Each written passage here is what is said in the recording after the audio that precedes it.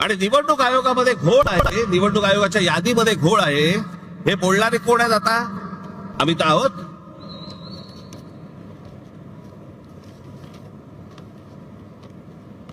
मी अजून 3 व्हिडिओ आणलेत.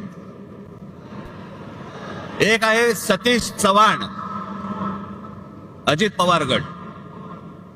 दुसरे आहेत संजय गायकवाड, एकनाथ शिंदे गट. आणि तिसरे आहेत मंदा म्हात्रे, हे भाजपचे आहेत. हे तिघेही आमदार आहेत, तिघेही आमदार आहेत. हे तिघेही काय बोलतात ते ऐका. या सगळ्या संदर्भात सत्ताधारी आमदारांनी नेमकं काय म्हटलंय बघूयात.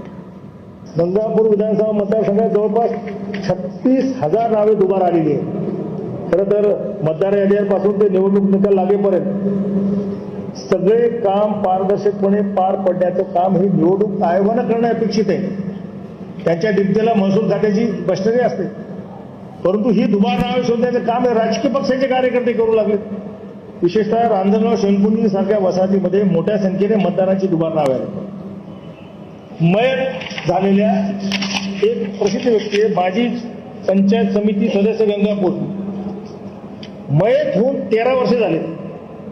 नाव आहे लोकरे रघुनाथ रखमाजी, अजूनही नाव मतदार यादीत आहे.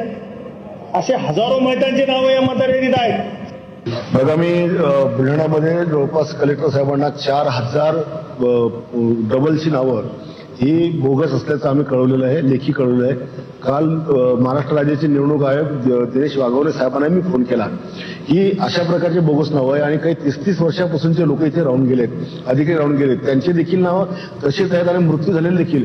हा आकडा जिल्ह्यात जर विचार केला तर लाखापेक्षा अधिक हा आकडा आहे. आणि निवडणूक आयोग म्हणतो नाव काढू नका. अरे ही जी डबल नावं ही तुम्ही काय काढत नाही? असा कोणता या भारताचा कायदा आहे, कोणतं संविधान असतं की असे बोगस नावं तुम्ही कायम ठेवतात?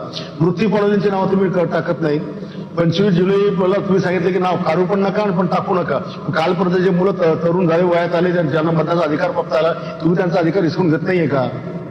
गेले 15-20 वर्ष जवळजवळ मी सातत्याने ही दुबार नावं असतील किंवा बोगस नावं असतील यासाठी मी कलेक्टर असतील, निवडणूक अधिकारी असतील यांच्याकडे प्रयत्न करतो. ही ठराविक लोक असतात, ही पैसे घेऊन नोंदणी तर करतात आणि लोक इकडनं तिकडनं गावाकडनं आणून सकाळ सकाळ ते मतदान करूनही ते जातात. त्यामुळे उमेदवाराला त्याचा फटका बसू शकतो.